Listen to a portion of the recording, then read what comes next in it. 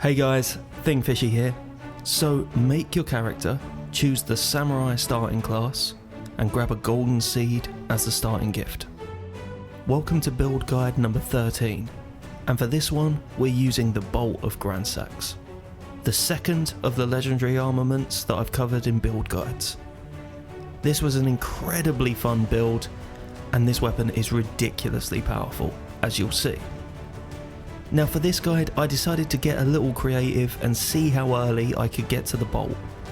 If you'd prefer to do this build without any glitches or skips, you can just follow my dex guide up to defeating Godfrey and aim for these stats. To get set up for this run, I followed my standard setup route. Happily, you only have to grab the golden seeds, the sacred tears, and the somber stones, so it's a relatively quick one. So is it possible to get the Bolt of Gransax right at the start of the game? Well, there's two problems with that. First off, the Bolt of Gransax is here, in the centre of Lindell, on the big Bolt of Gransax. And the second problem is that to get it, you're supposed to jump off this balcony here. And to get on this balcony, you have to go up here and kill Godfrey. So let's deal with getting to the capital first. So the first hurdle is the Draconic Sentinel at the gate. And to be honest, he's not really a problem. You can grab a seal and poison mist, sneak up behind him and cast it. It takes a while, but it's completely safe. Then we're in the capital, right? Yeah, this gate doesn't open until at least 2 demigods are dead. So let's try something else. Head to the 4th Church of Marika in Weeping Peninsula, and then south to the Tower of Return. If you go up the tower and open this chest, you'll be transported to an isolated section of the capital. Now we can't actually access the city from here, as there is a huge drop down to the lift. But since we're technically in the capital, if you're on PC, it's pretty easy to force quit wrong warp down to the city. However, if you're on PS5 like me, the PS5 UI covers up the loading bar, which you ideally need to see, making force quit wrong warps incredibly tedious and inconsistent. So we can't get into the city, unless of course we could figure out a way to survive a 100-meter drop.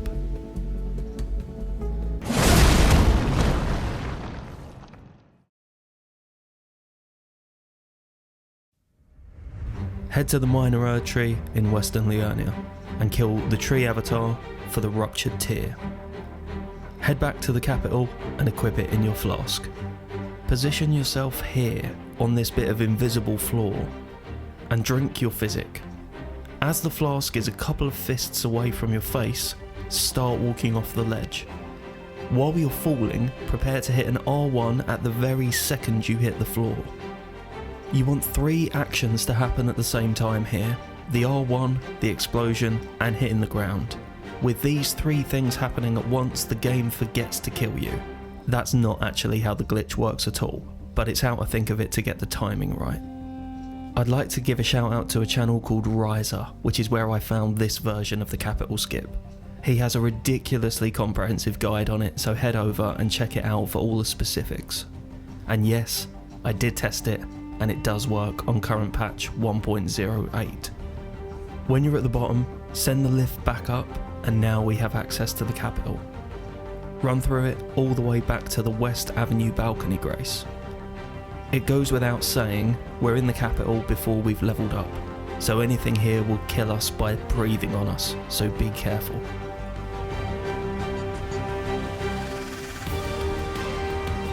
Now to figure out the second problem: getting to the bolt without killing Godfrey. From the Avenue balcony grace, run around to here, to this building under the lowest part of the bolt. Jump onto this ledge next to it and quit out to de-aggro the nearby enemies. Now run into this wall and then jump around to the left to get on the bolt. Head up it, being very careful not to fall off, and grab the Bolt of Gransax without killing a single enemy.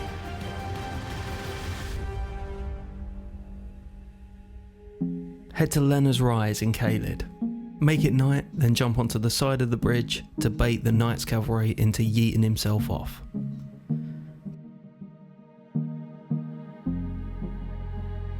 Now to Fort Fareth to kill Grail with the bleed grease. Pop a pickled Foulfoot just as she dies. Nip back to the round table and buy a dagger. Head to EG and level up the Bolt of Gransax to +6. Now level up at the Grace. You might have a couple more levels than me here, as I used the runes from the Sentinel, so I didn't kill Cavalry or use the Foulfoot on Grail, so I wouldn't be ahead of you guys.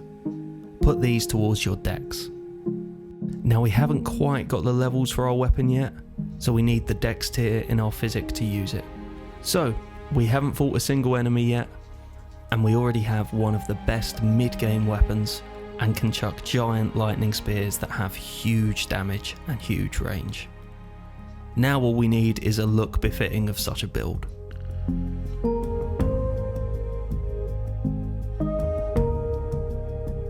Warp to the Ledector's Lift and head south up the hill and through the Frenzy area.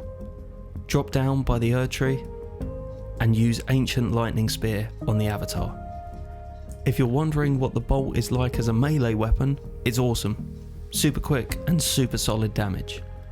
Now head to the Erdtree Gazing Hill and up past the Mariner and through the Wyndham Ruins to the Catacombs. Now head through them. Don't worry, this is a really chill catacomb, so you'll be fine.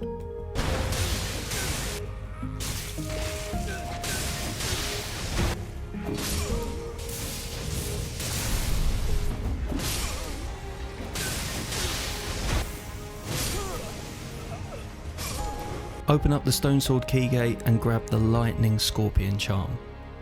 Now it's time for Margit. At the Grace before him, equip the Lightning Charm, apply Golden Vow to your dagger, and equip the Lightning and Dex tiers to your physic. Before you go in, drink your physic and cast Golden Vow. This will be our setup for the whole run. So for Margit, I just use uncharged attacks to give you an idea of the damage. Ancient Lightning Spear is very similar to the standard Lightning Spear incantation.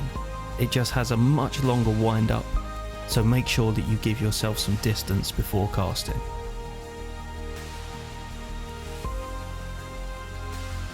Now head to the secluded cell by Godric and grab the 2 crack pots by the pot boys nearby. Now for Godric. And this is a good opportunity to try out charging this weapon art. And as you can see, the damage is really, really good. Godric is a complete joke with this build. And you can either keep your distance and hit him with range attacks, or get up close and personal. His wind-ups are long enough to get fully charged attacks in safely.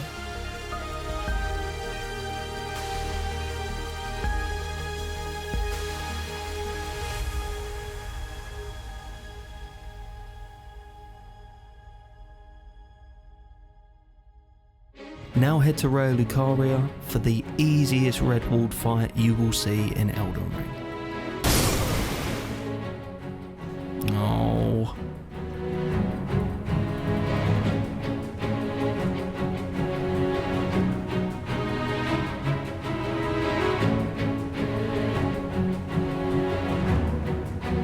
Now for Renala. Get her health down with R1 spams for the first cycle, then buff up with Golden Vow and finish her off in the second. Phase 2 is super easy. Our lightning will knock her completely off her feet on every hit. Looking back at this footage, I reckon you could completely stunlock her with this. But even if you can't, this is one of the easiest Renala fights that I've done.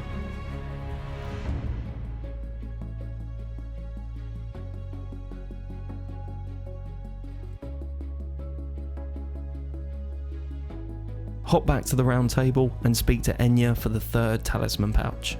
And to fill it, head to the highway junction in Altus and head towards Godric II in the Everjail. Now, usually this boss would be one to leave until a little later, but because this is such an anti-Godric build, this fight is fine. And here's a little bit of a weird one. The Godfrey icon that he drops affects spells and incantations, but it doesn't work with any of the Ancient Dragon lightning incantations. However, it does work with this ancient dragon lightning strike weapon art on the Bolt of Gransax. Now head to Volcano Manor for Noble. Now there's two approaches here. The safer one is to just fight him melee, as he can close the distance and double tap you pretty quickly. Parry strats are a good shout as the bolt does great melee damage. If you want the style points though, Lightning Spear works as long as you have plenty of room.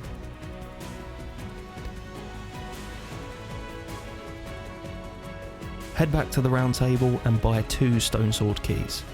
Then run through the dungeon.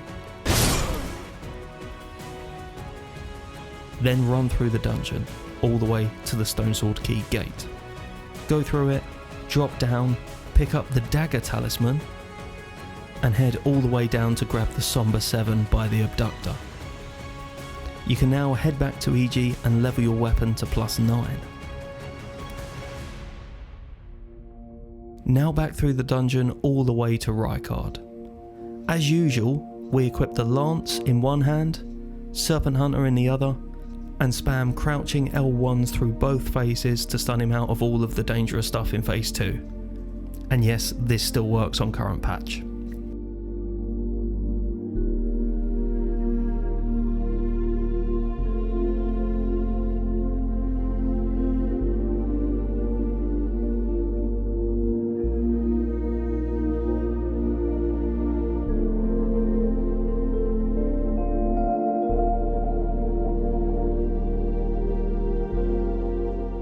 Now head to Lindau for Godfrey. Now, if you watch my lightning incantation build, this fight is much the same. Only we do a whole lot more damage. Keep your distance and hit him with Ancient Lightning Spear for a very easy fight.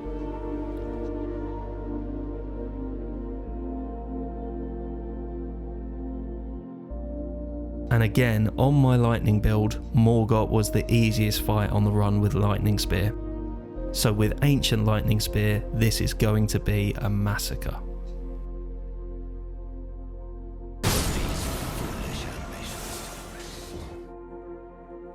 Memes aside, if you try this build, the fight is ridiculously easy if you enter from the fog gate rather than the cutscene.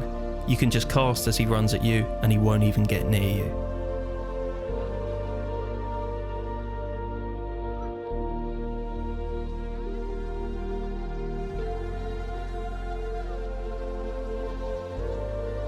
Now, the 4th talisman slot is open at the moment and you can probably guess what we're going to put in it, but we don't get that for a while, so to fill it with something semi-useful, head to the Aeonia Swamp in Caelid and spam lightning at Commander Nile. Take the needle to Galway, then give it to Millicent for the Dex talisman.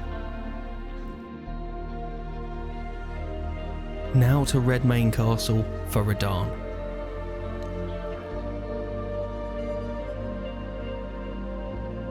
You can use Lightning Spear while he's at range, then get stuck in with R1s while he's on top of you.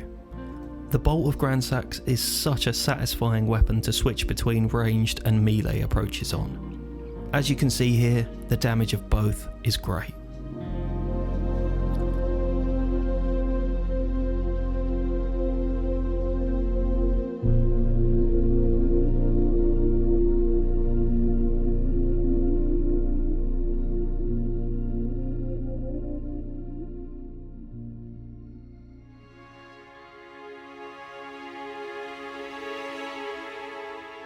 Now at this point we're going to head back to the Boil Prawn Shack and ride northwest to show one of the most popular strats suggested in my comment sections and one that so far I've consistently forgotten to show in my guides. Head to the Blood Church and speak to Var.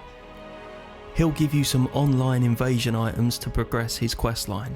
If you don't want to do any online stuff, however, you can head to the Writhe Blood Ruins in Altus and spend about 3 minutes looking for the summon sign, as looking up its exact position would be cheating.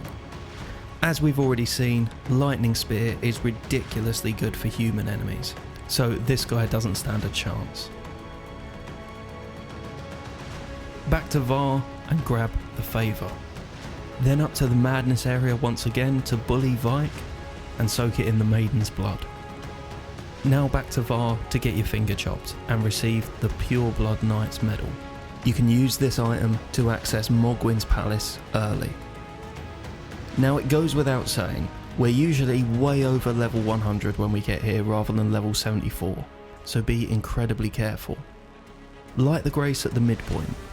Now as we discovered on the Faith build, the safest play here is to throw something at the Blood Knight to lure him away while the rest of the crowd doesn't spot you. Ah, brilliant. Okay, this is fine actually. Run back and grab the Somber Stone 10, then get out of this place as quickly as possible. Oh no. Oh, why is my brain like this? Alright, just a couple of attempts, then we go back.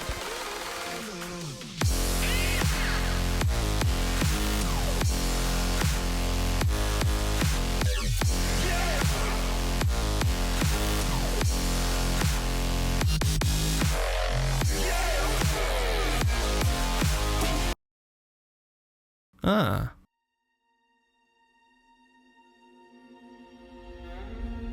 So while I was getting the early plus 10, I had a brilliant idea.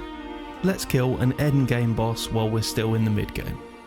So go level up the Bolt to plus 10, and then head back to Altus to bully Eleonora for the purifying tier. Now phase 1 Moog is nothing to worry about with this build.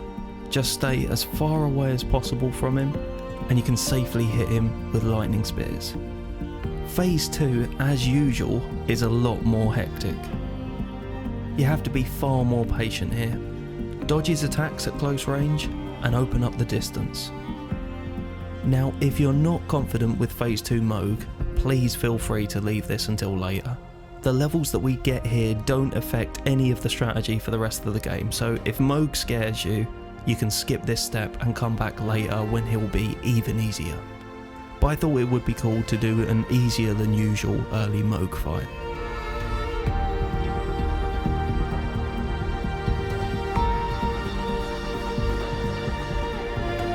Now head up to the mountaintops for Fire Giant.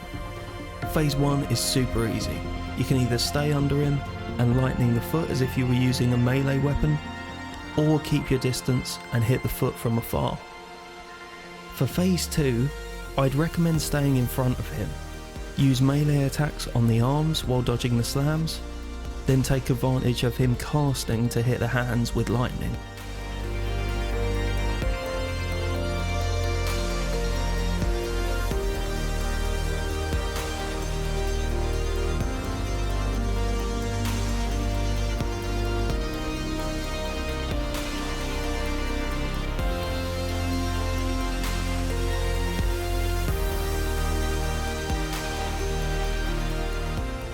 Now before we speak to Melina, there's something very important that we've forgotten.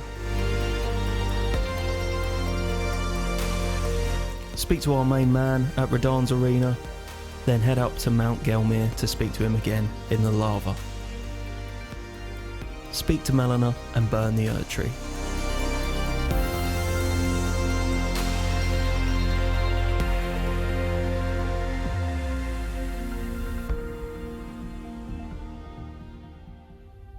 Run through Faram to the Transept Grace, then walk back to Carlate at the Church of Allah for 3 crack pots and the crafting kit, then to the Boar Prawn Shack, then south into the village of the Albinaurics to grab any extra mushrooms and St. Trina's lilies you need, and the first half of the secret medallion. Now head into Godskin, run in and put them to sleep, then spam lightning spears until they're dead. Ah. So fighting them straight up with this weapon isn't that bad at all. But if these guys are your Achilles heel, you can head back to the 3rd Church of Marika and south to the Minor Erd Tree for the Spike Crack tier, then to the Mistwood Ruins for the Axe Talisman. If you equip both of these alongside the Dagger Talisman, you can use standard melee strats for this fight. 3 R2s to stagger, then take the riposte and finish them off for a consistent Godskin sleep strat.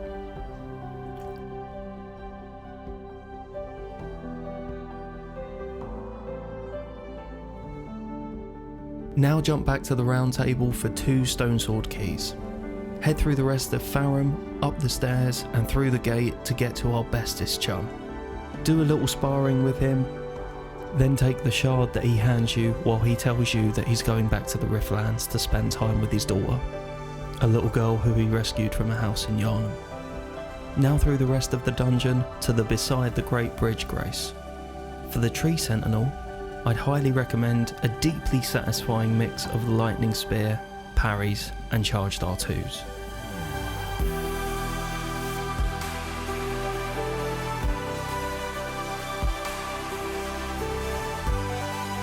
Now in for Beast and Malekith. Now Beast really isn't a problem, just stay at a distance and hit him with lightning spears.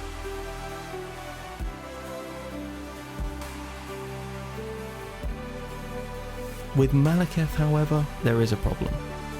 The cheat code for the Malekith fight on pretty much any other build is to stand under him while he does that slow 1-2 and spam your best attack. But look what happens when we do that with Lightning Spear. So for the safest Malekith, just use charged R2s for the slow 1-2. If you want the style points, you can throw some Lightning Spears at him from a distance too.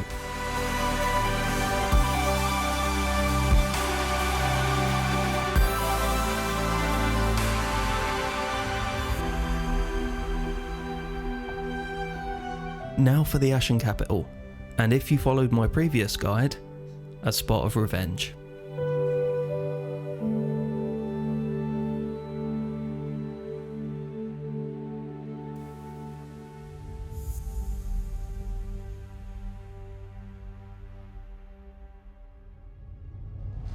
Now for Godfrey, and this is one of the most satisfying fights in the run for Lightning Spear. First off, you can start the fight with 3 spears. He will likely hit you afterwards because you'll be out of stamina. From here though, we're in stomp attack territory, which can be dodged for ultimate style points by the Lightning Spear animation. All of the following stomp attacks for both phases can be dodged in this way. For Hoaraloo, get a Lightning Spear at the start, then you have the choice of melee or Lightning Spear for the fight. Melee is much safer, but Lightning Spear is way cooler, especially dodging those stomp attacks as you cast.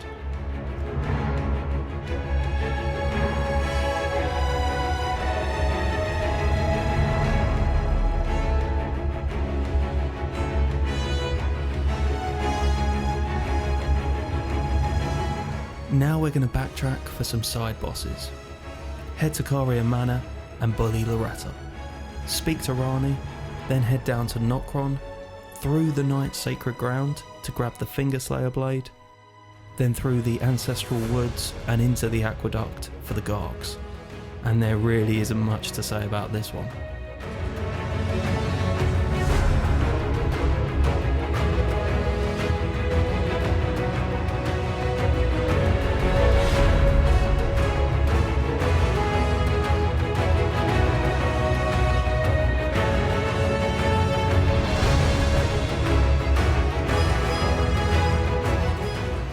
Now head back to Rani and use the teleporter in Renner's Rise to get to Ainsel River and all the way down to Estelle.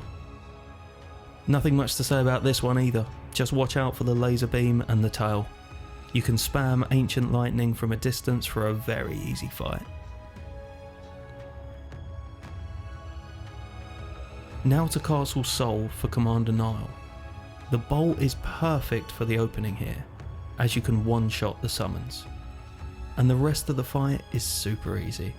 Keep your distance and bait the small tornado attack or the electric foot. Dodge the initial attack and cast Ancient Lightning just outside the AoE. Grab the other half of the medallion and head to the Grand Lift of Rold. Jump off Torrent? Jump off Torrent? Hello?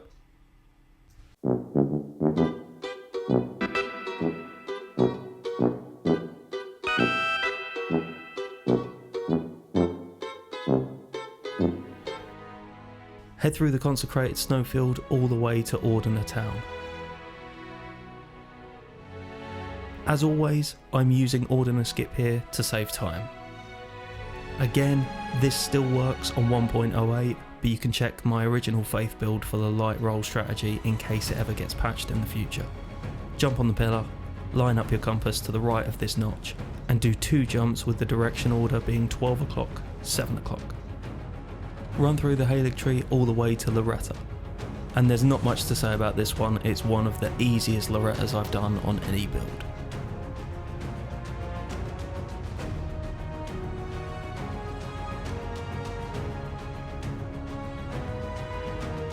Head through Elfile to the Halig tree roots.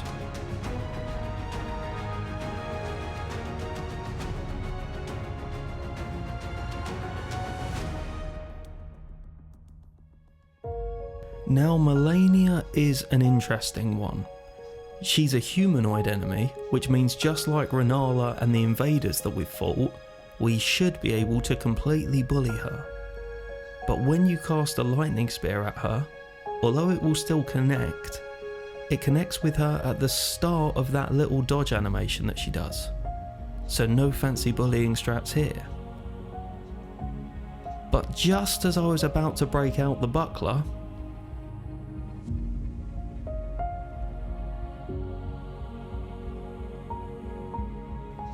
yeah, if you catch it right, you can knock her off her feet, and from there, you can spam it until she's dead.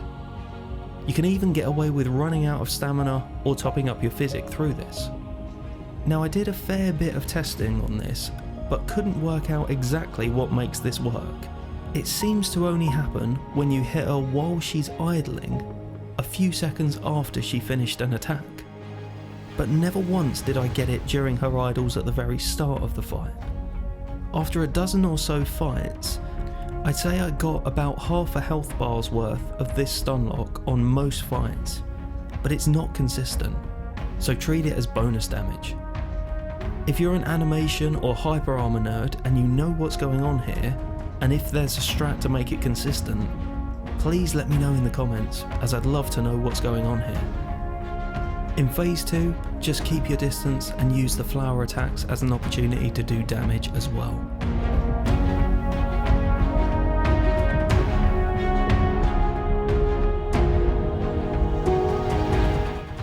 Now back to Faram for Plassey, and this is actually a pretty standard Plassey fight. You can keep a good distance throughout and use his breath attacks as damage opportunities.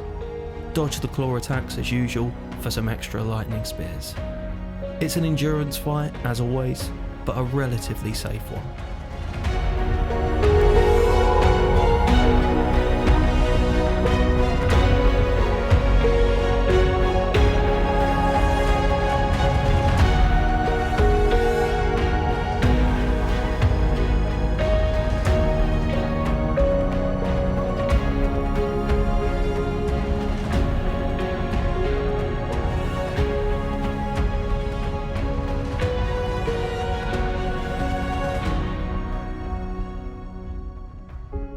Now back to Deep Root Depths for Fia's champs.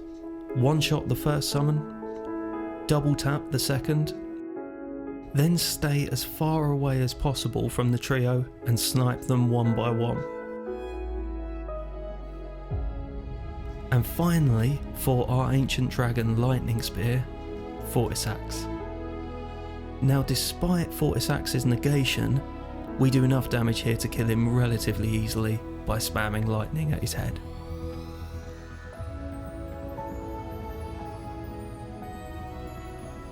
And I said final fight of our lightning build, because we're definitely not using it for the last fight. Now I knew that Ancient Lightning Spear wasn't an option for this fight, because 2 weeks ago I fought Radagon with its younger, much faster brother, Lightning Spear, and this is what that looked like. Yeah, trying to fight Radagon from a distance, even with really fast spells, is a fool's game. He doesn't even give you enough time for a healing animation, let alone cast fancy spells. So for the final fight, I equipped the Spike Crack tier, the Axe Talisman, the dagger talisman, and went with a parry strategy for him, as I haven't done that in a while. The bolt is fast enough to get 2 R1s in after every parry and still be safe for his next attack. You can do a charged R2 after the riposte to build up stagger. If you keep this up for the whole fight, you will get a stagger halfway through for an extra riposte. And the Elden Beast fight is very similar to any other melee build. It's worth focusing on charged attacks because of the cracked here and the axe talisman. And despite spears not having monstrous staggering potential, it is fairly easy to stagger him with the bolt.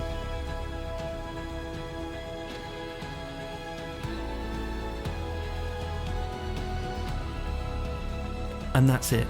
How to beat Elden Ring by chucking giant bolts of lightning at everything. If you've made it this far and tried this build, please let me know how you got on in the comments. If you've enjoyed this video, give it a like and subscribe to my channel for more Elden Ring build guides. As always, thanks for watching. See you soon.